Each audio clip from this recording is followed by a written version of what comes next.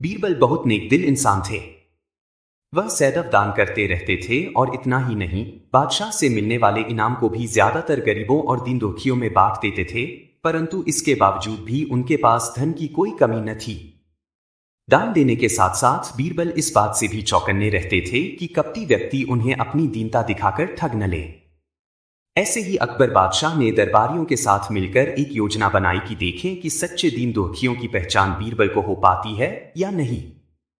बादशाह ने अपने एक सैनिक को वेश बदलवाकर दिनहीन अवस्था में बीरबल के पास भेजा कि अगर वह आर्थिक सहायता के रूप में बीरबल से कुछ ले आएगा तो अकबर की ओर से उसे इनाम मिलेगा। एक दिन जब बीरबल पूजा पाठ करके मंदिर से आ रहे थे तो भेष बदले हुए सैनिक ने बीरबल के सामने आकर कहा, हुजूर दीवान, मैं और मेरे 8 छोटे बच्चे हैं जो 8 दिनों से भूखे हैं।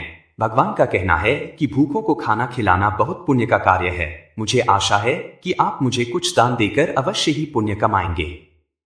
बीरबल ने उस आदमी को सिर से पांव तक देखा और एक क्षण में ही पहचान लिया कि वह ऐसा नहीं है जैसा वह दिखावा कर रहा है। बीरबल मन ही मन मुस्कुराए और बिना कुछ बोले ही उस रास्ते पर चल पड़े जहां से होकर एक नदी पार करनी पड़ती थी। वह व्यक्ति भी बीरबल के पीछे पीछे चलता रहा। बीरबल ने नदी पार करने के लिए जूती उतारकर हाथ में ले ली। उस व्यक्ति ने भी अपने पैर की फटी पुरानी जूती हाथ में लेने का प्रयास किया। बीरबल नदी पार कर कंकरीले मार्ग आते ही 2-4 कदम चलने के बाद ही जूती पहन लेता। बीरबल यह बात भी गौर कर चुके थे कि नदी पार करते समय उसका पैर धुलने के कारण वह व्यक्ति और भी साफ सुथरा, चिकना, मुलायम गोरी चमड़ी का दिखने लगा था, इसलिए वह मुलायम पैरों से कंकरीले मार्ग पर नहीं चल सकता था। दीवान जी, दीन टहीन की पुकार आपने सुनी नहीं? पीछे आ रहे व्यक्ति ने कहा। बीरबल बोले, जो मुझे पापी बनाए मैं उसकी पुकार कैसे सुन सकता हूं? क्या कहा? क्या आप मेरी सहायता करके पापी बन जाएंगे? हाँ, वह इसलिए कि शास्त्रों में लिखा है कि बच्चे का जन्म होने से पहले ही भगवान उसके भोजन का प्रबंध करते हुए उसकी मां के स्तनों में दूध दे देता है, उसके लिए भोजन की व्यवस्था भी कर देता है। यह भी कहा जाता है कि भगवान इंसान को भूखा उठाता है पर भूखा सुलाता नहीं है। इन सब बातों के बाद भी तुम अपने आप को 8 दिन से भूखा कह रहे हो।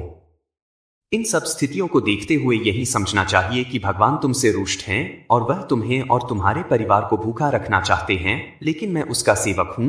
अगर मैं तुम्हारा पेट भर दूं तो ईश्वर मुझ पर रुष्ट होगा ही। मैं ईश्वर के विरुद्ध नहीं जा सकता, न बाबा ना। मैं तुम्हें भोजन नहीं करा सकता क्योंकि यह सब कोई पापी ही कर सकता है। बीरबल का यह जवाब सुनकर वह चला गया। उसने इस बात की बादशाह और दरबारियों को सूचना दी। बादशाह अब यह समझ गए कि बीरबल ने उसकी चालाकी पकड़ ली है।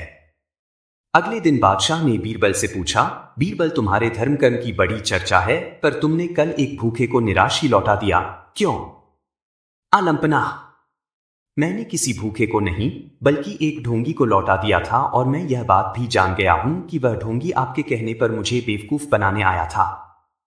अकबर ने कहा, बीरबल, तुमने कैसे जाना कि यह वाकई भूखा न होकर ढोंगी है? उसके पैरों और पैरों की चप्पल देखकर। यह सच है कि उसने अच्छा भेष बनाया था मगर उसके पैरों की चप्पल कीमती थी। बीरबल ने आगे कहा, माना कि चप्पल उसे भीख में मिल सकती थी पर उसके कोमल मुलायम पैर तो भीख में नहीं मिले थे, इसलिए कंकड़ की गड़न सहन न कर सके। इतना कहकर बीरबल ने बताया कि किस प्रकार उसने उस मनुष्य की परीक्षा लेकर जान लिया कि उसे नंगे पैर चलने की भी आदत नहीं, वह दरिद्र नहीं बल्कि किसी अच्छे कुल का खाता कमाता पुरुष है।